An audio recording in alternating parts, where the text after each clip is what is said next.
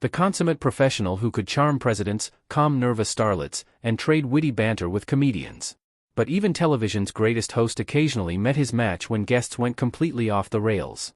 Behind Carson's famous smile and seemingly effortless control lurked moments of pure television chaos when celebrities ignored the unwritten rules of the talk show format and descended into behavior so shocking that even the unshakable Carson couldn't hide his discomfort. Today, we're revealing the jaw-dropping moments when Johnny's famous composure was tested by guests who weren't just eccentric. They were absolutely unhinged. In an era before publicists micromanaged every celebrity appearance, these wild, unpredictable encounters created the kind of raw television magic that would be impossible today. From drunken tirades to physical altercations, from shocking sexual comments to dramatic walkouts, these are the guests who pushed Carson to his limits and created unforgettable moments of late-night insanity. Let's count down the 10 most out-of-control guests who made Johnny Carson earn every penny of his legendary salary. And critics are saying some very nice things about his performance in his latest film called Raw Deal. Here is Arnold Schwarzenegger. Arnold Schwarzenegger, the bodybuilding cringe, 1979.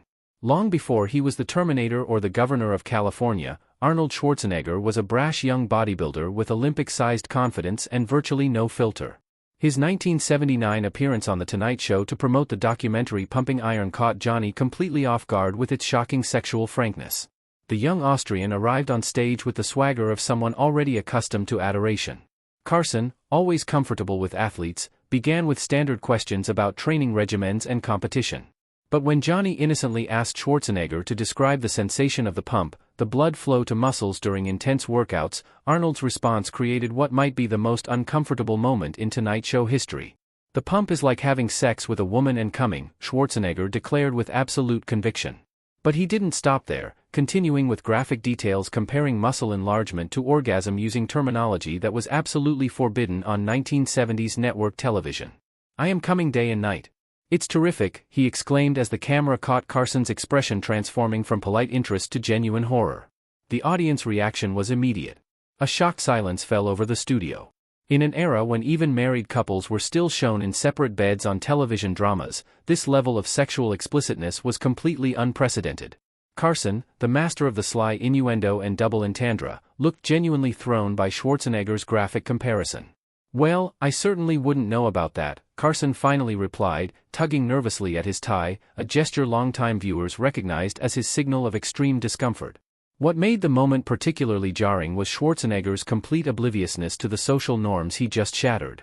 While Carson attempted to steer the conversation back to safer territory, Arnold continued describing his physique in aggressively sexualized terms, seemingly unaware that he had crossed a line that even the relatively permissive Tonight Show wouldn't tolerate. Behind the scenes, producers were frantically signaling Carson to wrap up the segment. According to longtime Tonight Show writer Raymond Smith, the control booth was in total panic mode. The phone started ringing with network executives demanding to know what the hell was happening.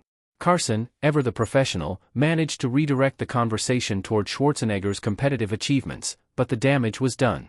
When the segment finally ended, Carson reportedly turned to Ed McMahon during the commercial break and said, "I think we just got pumped in a way the FCC isn't going to appreciate."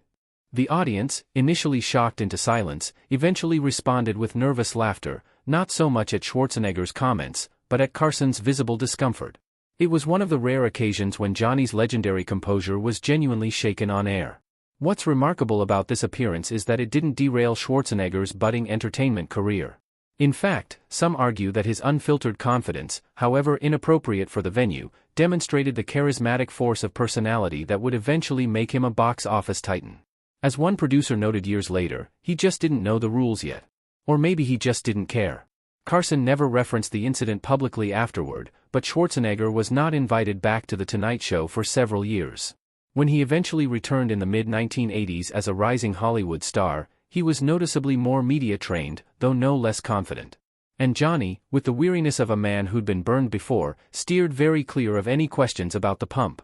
"Would you welcome Burt Reynolds? And it's good to have him back here. Would you welcome Dom DeLuise? Burt Reynolds and Dom D's. The Whipped Cream Fight, 1974. Carson generally enjoyed having Burt Reynolds on The Tonight Show. The mustachioed sex symbol was charming, quick-witted, and told great Hollywood stories. But when Reynolds appeared alongside his comedian friend Dom DeWeese in 1974, what started as a standard interview devolved into one of the most chaotic scenes ever broadcast on late-night television. The trouble began innocently enough.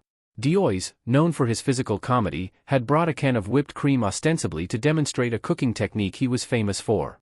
But mischief was clearly on the menu from the beginning as DeWeese winked conspirator ally at Reynolds while explaining his culinary expertise to Carson. "I have a feeling this isn't going to be about cooking," Carson remarked with the precious of a man who had hosted thousands of celebrities. But even he couldn't have predicted what happened next. Without warning, DeWeese began spraying the whipped cream at Reynolds, who responded by grabbing a pitcher of water from Carson's desk and emptying its entire contents down DeWeese's pants.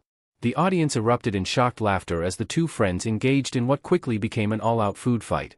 Carson, initially amused by the hijinks, became visibly alarmed when the battle spilled literally onto him. Reynolds, caught up in the moment, grabbed the can of whipped cream and turned it on the host, spraying a line directly across Carson's immaculate suit. "That's a $500 suit," Carson exclaimed, a rare moment of genuine irritation breaking through his professional demeanor. But it was too late. The set had descended into complete anarchy. Johnny's smile never disappeared, but anyone who watched him regularly could see the difference between his real laugh and his "I'm going to murder you during the commercial break" laugh, recalled Tonight Show writer Pat McCormick. This was definitely the latter. What viewers at home couldn't fully appreciate was the extent of the chaos. By the time the segment ended, the famous Tonight Show carpet was soaked, Carson's desk was dripping with cream, and the host's expensive suit was ruined beyond salvation. Even more problematic was the fact that Carson had 3 more guests scheduled that evening, all of whom would now have to navigate a sticky, wet set. During the commercial break, Carson was heard muttering to his producer, "This is why I should never book Friends. They think they can get away with murder." The cleanup was so extensive that the next segment was delayed, forcing NBC to extend the commercial break, a rare disruption to the show's precisely timed format. When cameras returned, Carson had changed his suit jacket and attempted to restore order, but the damage was done. The remaining interviews that night were conducted with visible stains on the carpet and furniture, with Carson occasionally making pointed references to the hurricane that just hit our set. What made this incident particularly unique was that it represented one of the few times when Carson temporarily lost control of his own show. Unlike most unhinged guest moments which involved a single unpredictable celebrity, this was a coordinated assault on the show's decorum and on Carson himself. In the aftermath, Reynolds sent Carson a peace offering, a new suit to replace the one that had been ruined. DeWeese reportedly sent a case of industrial-strength carpet cleaner to the studio. Carson, whose ability to find humor even in moments of chaos was legendary, referenced the incident in his monologue the following night. "We've had a slight change in our format. Tonight's show is now brought to you by Swiffer and Stanley Steamer." Despite the mayhem they caused, both Reynolds and DeWeese were invited back to the show numerous times, though notably never again together. As Carson later quipped to an audience member who requested a reunion, "I can't afford the cleaning bills. Sing Like Our Country became Behind the Iron Curtain and so we all were lucky enough." Zaza Gabor showed off a bikini from her purse. Hungarian-born actress and socialite ex-Gabor made over 100 appearances on The Tonight Show, reliably delivering the kind of old-school Hollywood glamour and outrageous anecdotes that Carson appreciated. But even Johnny was left speechless during a notorious 1979 appearance when Gabor decided to share not just stories but actual evidence of her colorful romantic history. The segment began typically enough with Gabor entering in a cloud of perfume and furs, calling Carson Dalink in her trademark Hungarian accent and settling in for what viewers expected would be her usual tales of divorces and diamonds. Gabor had been married 8 times by this point and was never shy about discussing her conquests. About 5 minutes into the interview, Carson innocently asked about her recent vacation to the south of France. What happened next left even the unflappable host momentarily stunned. Gabor suddenly reached into her purse and triumphantly pulled out a skimpy gold bikini. "This Johnny Dalink is what I was wearing when I met my 4th husband on the beach at Cannes," she announced to the visibly startled Carson. "Or was it my 5th? No matter." The audience erupted in surprised laughter as Gabor held up the bare leather swimwear for the cameras. Carson, reaching for his water glass, managed a week that's a certainly compact, but Gabor was just warming up. Still holding the bikini, she launched into a detailed account of the sexual escapade that followed her beach encounter, describing how her future husband had been unable to resist her in this particular swimsuit. "The minute he saw me in this Johnny, he followed me to my hotel and knocked on my door. And let me tell you, Dink, he did not come to borrow sugar," Gabor declared with a suggestive flutter of her eyelashes. As the audience howled, Carson attempted to steer the conversation back to safer territory, but Gabber was unstoppable. She proceeded to name several famous men who had supposedly also appreciated her in the gold bikini, including some who were very much married at the time of her alleged encounters with them. The network censor was having a coronary in the booth. Remembered Tonight Show associate producer Michael Sloan. We had no delay button back then. Whatever Zazia said went straight to millions of American homes. Carson, whose interviewing style typically encouraged celebrities to be candid, found himself in the unusual position of trying to rein in a guest. "Zuza, I think some of these gentlemen might prefer these stories remain private," he suggested gently. Gabber swatted away his concern with a bejeweled hand. "Privacy is for ugly people, darink. When you look like Zaza, you want the world to know." The incident became even more surreal when Gabber insisted that Carson hold the bikini top against his chest, creating an image that would be replayed in Tonight Show highlight reels for decades to come. Carson, trapped between maintaining his dignity and keeping the segment entertaining, reluctantly complied. His expression a complex mixture of amusement and mortification. What made Gabber such a uniquely unhinged guest was her complete immunity to embarrassment or social boundaries. Unlike other out-of-control celebrities who were affected by substances or anger, Gabber was simply uninhibited by the conventional limits that govern television appearances in that era. She didn't care about filters or formats, recalled Tonight Show writer Raymond Smith. Zaza operated entirely on her own frequency. Johnny could usually guide a conversation wherever he wanted it to go, but with her, he was just along for the ride. By the time the segment ended, Carson's usual cool demeanor had been replaced by the slightly dazed expression of a man who had survived a hurricane. As the show cut to commercial, he was seen carefully handing the gold bikini back to Gabber, using just his thumb and forefinger, as though even touching it might implicate him in her scandalous tales. The following day, Carson reportedly received several angry phone calls from famous men mentioned in Gabber's stories. His standard response became, "Gentlemen, I'm just the host. I have as much control over Zaza Gabber as I do over natural disasters. I want to whistle something." Applause. "What is it, dear? It's so nice to see you. Did you Red Fox stormed off over a cigarette ban?" Comedian Red Fox was riding high as the star of the hit sitcom Sanford and Son when he appeared on The Tonight Show in 1975. Known for his raunchy nightclub act and volatile temperament, Fox was considered a booking coup for Carson, who admired the comedian's groundbreaking career. But what should have been a friendly conversation between two entertainment legends instead became one of the most awkward walkouts in television history. The trouble began before Fox even made it to the famous Tonight Show couch. A chain smoker who was rarely seen without a cigarette, Fox arrived backstage and was informed by a production assistant about NBC's recently implemented no-smoking policy on the set. The comedian's reaction was immediate and explosive. "No smoke, no joke," Fox reportedly declared loud enough that Carson waiting on set could hear the commotion from behind the curtain. Tonight, show producer Frederick D'Ordova attempted to defuse the situation, explaining that the policy was network mandated and not up for negotiation. Witnesses described Fox becoming increasingly agitated, pacing backstage and muttering about disrespect while the commercial break that would precede his introduction continued. What viewers saw when the program returned was Carson introducing Fox with his typical warm enthusiasm. The comedian walked out, shook Carson's hand perfunctorily, and took his seat. But television audiences immediately sensed something was wrong. Fox's body language was tense, and instead of engaging with Carson's first question about his hit show, he immediately addressed the smoking issue. "Johnny, they tell me I can't smoke out here," Fox said abruptly. "I've been smoking on television for years. What's the problem now?" Carson, caught off guard by having an off-camera dispute brought directly on air, attempted to smooth things over. "Well, you know, Red, it's a new network policy. I don't make the rules around here." He chuckled uneasily, trying to move the conversation forward. But Fox was not to be pacified. "It's about respect, man. I've been in this business 30 years. If Dean Martin can drink on his show, why can't I smoke on yours?" The audience, sensing real tension rather than staged comedy, fell uncomfortably quiet.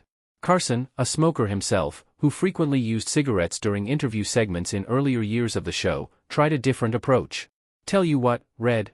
Let's talk about your successful series, and maybe after the show, we can both sneak outside for a smoke." "I'm feeling the urge myself," Carson offered, attempting to use humor to defuse the situation. It was the wrong strategy.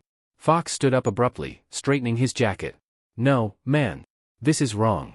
I don't perform where I'm not respected." What followed was one of the most uncomfortable moments in The Tonight Show's history. With cameras rolling live, Fox turned to Carson and said simply, "Sorry, Johnny. No smoke, no joke," repeating his backstage declaration. Then, without another word, he walked off the set. The audience gasped. Carson, in a rare moment of being visibly flustered, turned to Ed McMahon with a genuinely shocked expression. "Well, Ed," he said after a moment of stunned silence, "I guess we'll be going to a commercial a bit early tonight." When the show returned from the hastily inserted commercial break, Carson handled the awkward situation with his characteristic grace. "For those of you wondering what happened to Red Fox, so am I." The audience laughed nervously, and Carson continued with his remaining guests. Though the incident cast a pall over the rest of the broadcast, behind the scenes, the situation was even more chaotic. "It was an absolute nightmare," recalled stage manager Joseph Petta. "We had no backup plan because no one walks out on Johnny Carson. It just wasn't done." The producers were in a complete panic. The fallout continued after the show.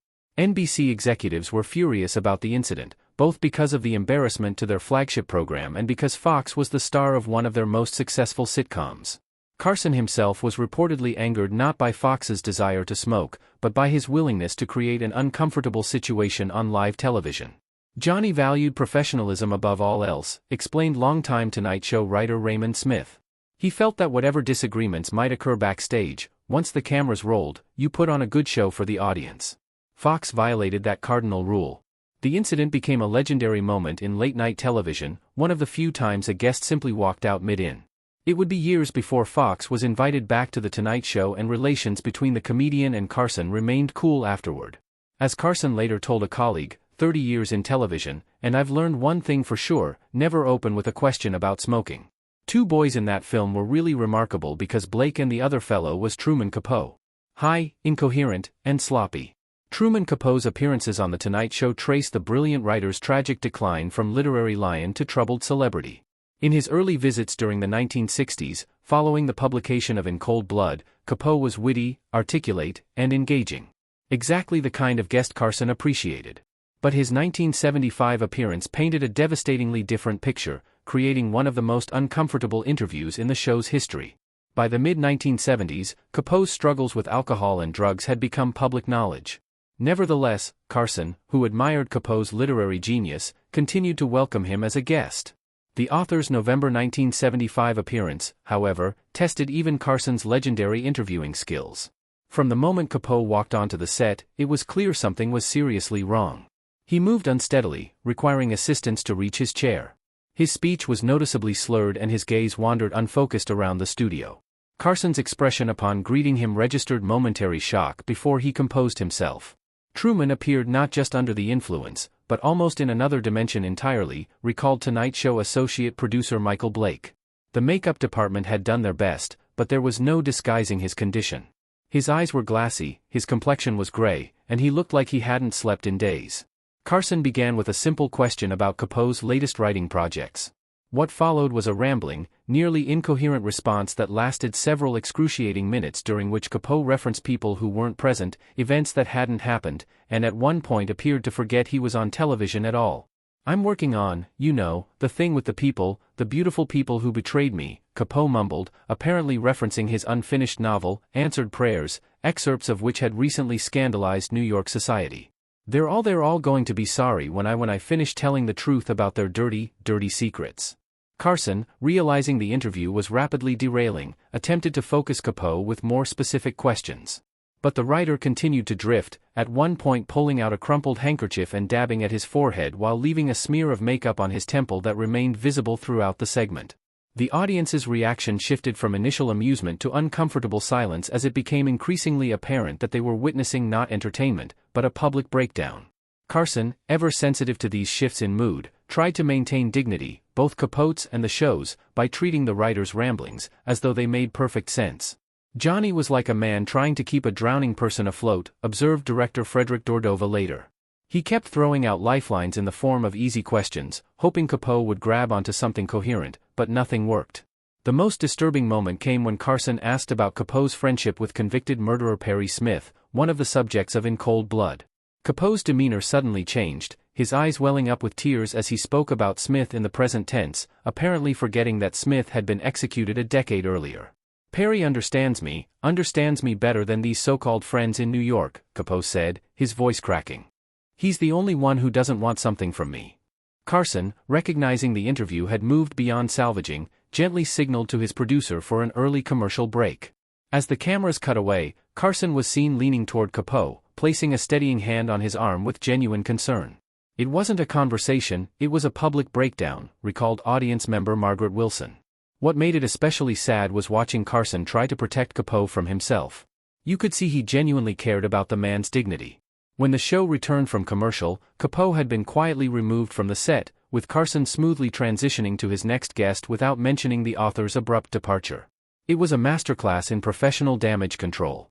Behind the scenes, The Tonight Show staff had arranged for Capoe to be escorted to his hotel, with Carson personally ensuring that someone would stay with the clearly impaired writer. Johnny was genuinely worried about him, remembered production assistant Thomas Lewis. He kept saying, "Make sure he's not alone tonight. Make sure someone's watching out for him."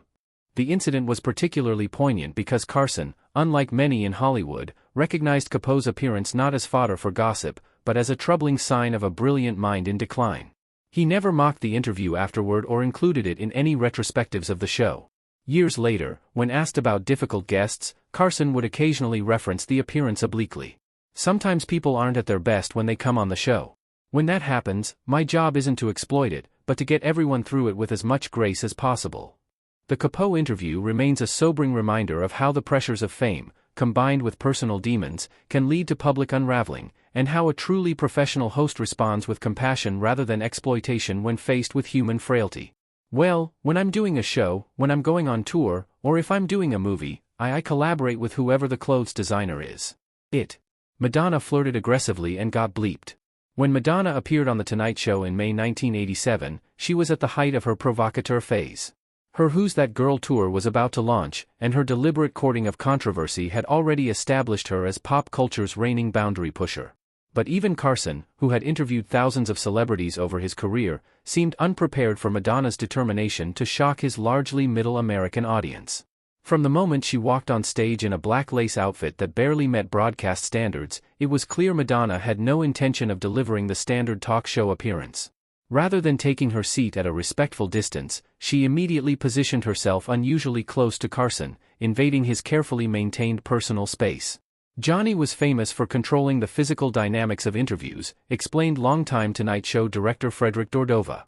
He would indicate exactly where guests should sit, maintaining a precise distance that allowed for conversation without intimacy. Madonna completely ignored these unwritten rules. The interview quickly escalated from merely flirtatious to overtly sexual. When Carson asked about her upcoming film, Who's That Girl?, Madonna responded not with the typical promotional talking points, but with a surprisingly explicit description of a scene that had been cut for being too risque.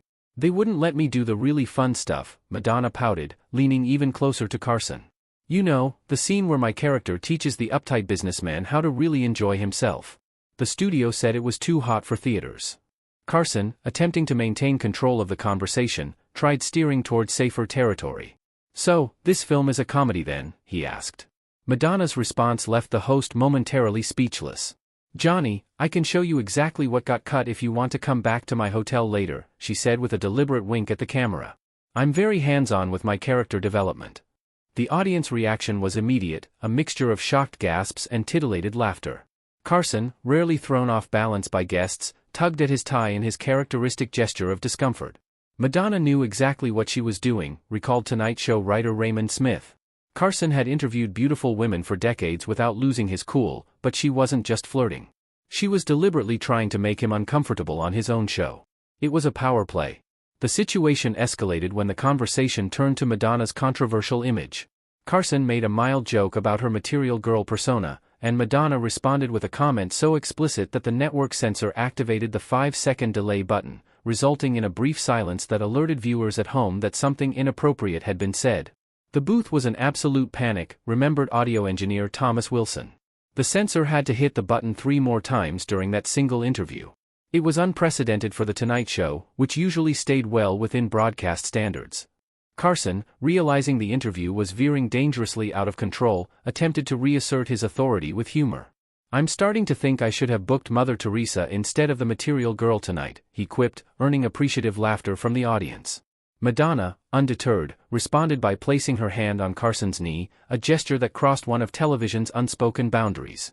Physical contact between host and guest, unless initiated by Carson himself, was extremely rare on The Tonight Show. "You can handle me, Johnny," she said in a stage whisper clearly intended to be picked up by her microphone. "I promise I won't bite unless you want me to." The camera caught Carson's expression transforming from professional amusement to genuine discomfort. Ed McMahon, sensing his longtime colleague's unease, interjected with a hearty laugh and a deflecting comment, providing Carson a moment to recalibrate. What viewers at home couldn't see was the frantic activity in the production booth. The executive producer was shouting for us to prepare to cut to commercial if things got any more explicit, revealed Assistant Director James Peterson. In all my years working on the show, that kind of emergency measure had only been discussed, never actually implemented.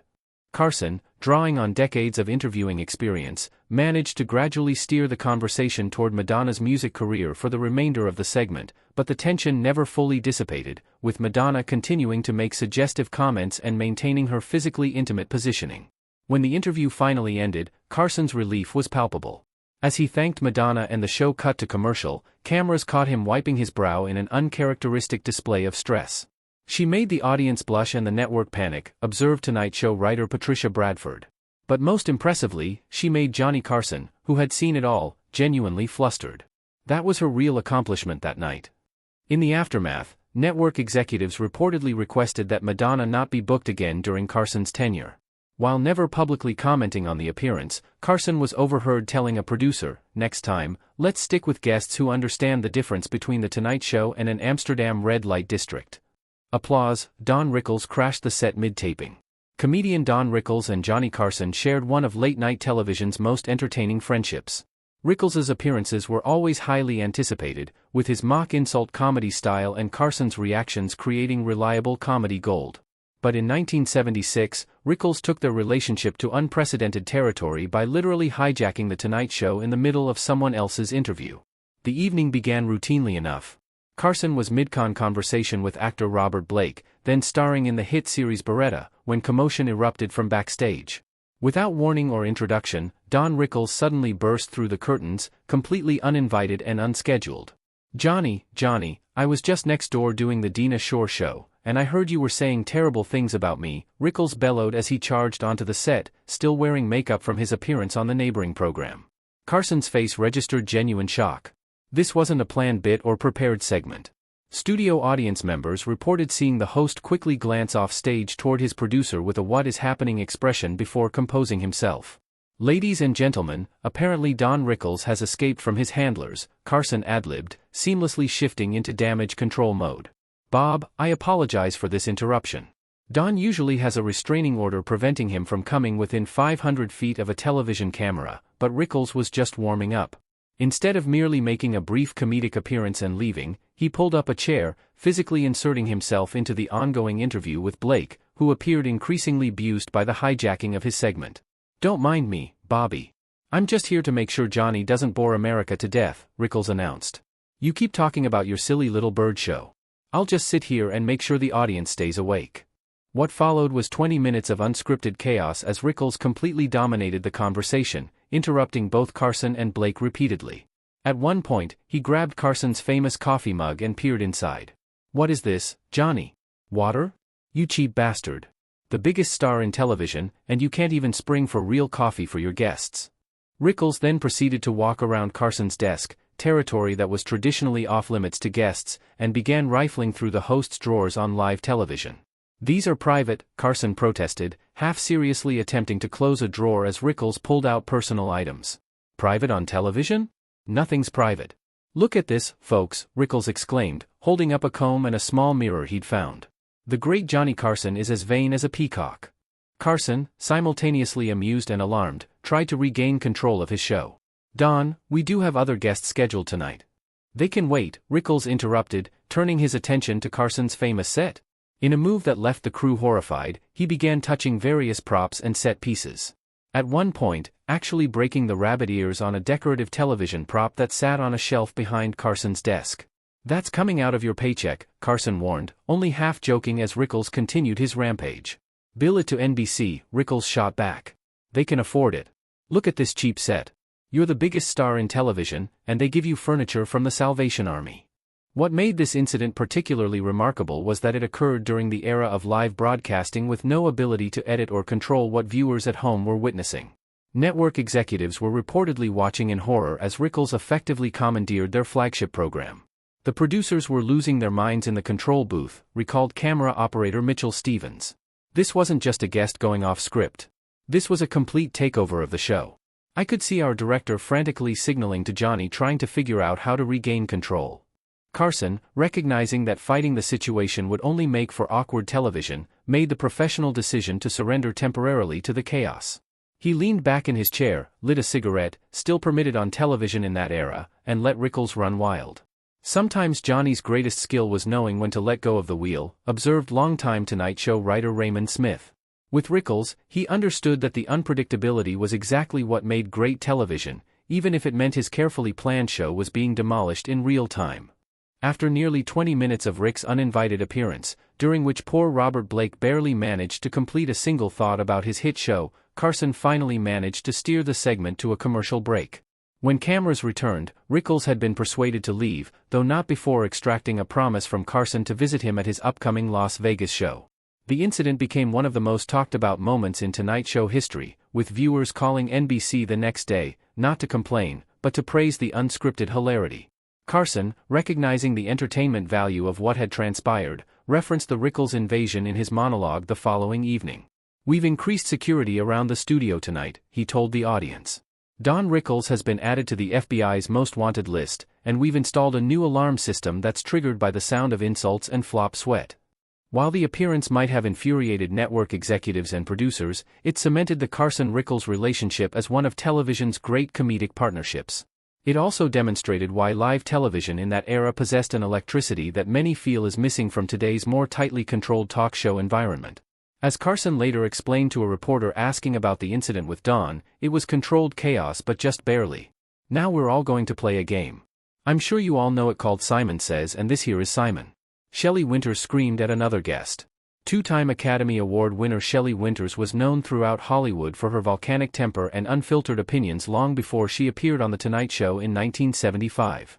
But even by her standards, what transpired during her segment with fellow guest Truman Capote created one of the most uncomfortable confrontations in talk show history. The trouble began innocently enough. Carson had first interviewed Capote, who was promoting his controversial, unfinished novel, Answered Prayers, excerpts of which had just been published in Esquire magazine. The book's thinly veiled portrayals of New York society figures had scandalized the city's elite, and Capote was wrying in the uproar. When Winters joined the conversation, taking the seat next to Capote, Carson attempted a light-hearted transition, asking her if she had read Capote's controversial work. What he couldn't have anticipated was that Winters had not only read it, but had recognized herself in one of Capote's thinly disguised characters, a portrayal she found deeply unflattering. "I've read enough to know slander when I see it," Winters responded, her voice immediately rising in volume. "Some people think they can hide behind so-called fiction to say cruel things about real people." Capote, either not realizing Winters was referring to his work or choosing to play naive, smiled placidly. "Well, darling, fiction is always better than truth, isn't it? More entertaining, at least." This seemingly innocent response triggered an explosion that left Carson, Capote and the audience in stunned silence. Winters turned fully toward Capote, her face flushing red with anger. "How dare you," she shouted loudly enough that several crew members later recalled their audio equipment peaking. "You come into people's homes, you eat their food, you act like a friend, and then you go write terrible lies about them. You're nothing but a vicious little parasite." Carson, realizing the situation was rapidly deteriorating beyond the usual talk show banter, attempted to intervene. "Shelley, I don't think," but Winters was unstoppable. She continued her tirade, ignoring Carson completely and focusing her fury entirely on Capote, who sat with an expression that shifted between amusement and alarm. "You think you're so clever with your little stories and your little hints, but everyone knows exactly who you're talking about," Winters continued, jabbing a finger toward Capote. "You betrayed people who treated you like family." The studio audience, initially unsure whether this was genuine anger or some form of theatrical performance, grew uncomfortably quiet as it became clear they were witnessing an authentic confrontation. Carson, trapped between his two guests, displayed what longtime crew members described as his emergency calm, the composed demeanor he adopted during genuinely difficult on-air situations. Johnny looked like a man who had suddenly found himself refereeing a cage match he never agreed to moderate, recalled camera operator Joseph Martin. His eyes kept darting between Shelley, who was practically vibrating with rage, and Truman, who was starting to realize this wasn't just for show. When Capote finally managed to speak, his response only inflamed the situation further. "Darling, if you're upset about a character in my little stories, perhaps the similarity says more about you than about my writing," he drawled, adding fuel to Winters's already considerable fire.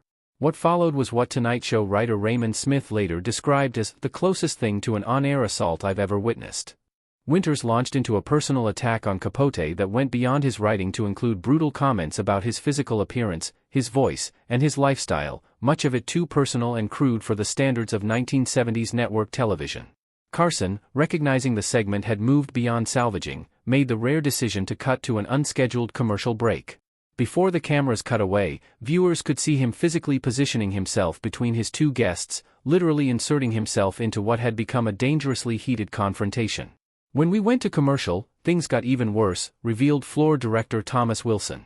"Shell continued screaming at Truman, and Johnny actually had to stand up and physically separate them.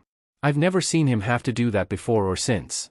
During the break, producers frantically rearranged the seating, moving Winters to Carson's desk and positioning Capote at the far end of the couch to create maximum distance between the warring guests. When the broadcast resumed, Carson addressed the situation with his characteristic, understated humor. "We're back, and I want to assure our viewers at home that no authors or actresses were harmed in the making of the show." His wry delivery earned nervous laughter from the audience, momentarily diffusing the tension. For the remainder of the segment, Carson demonstrated why he was considered the master of the talk show format, carefully directing questions to each guest individually and smoothly interrupting whenever Winters showed signs of launching another attack.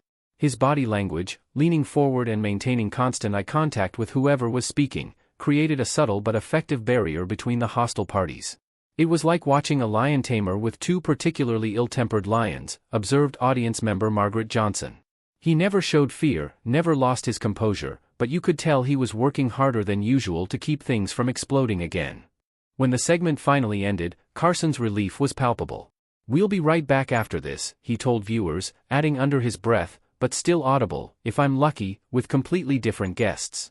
The Winters-Capote confrontation became legendary in Tonight Show history, an example of how quickly the controlled environment of television could descend into chaos with the right combination of personalities and provocation.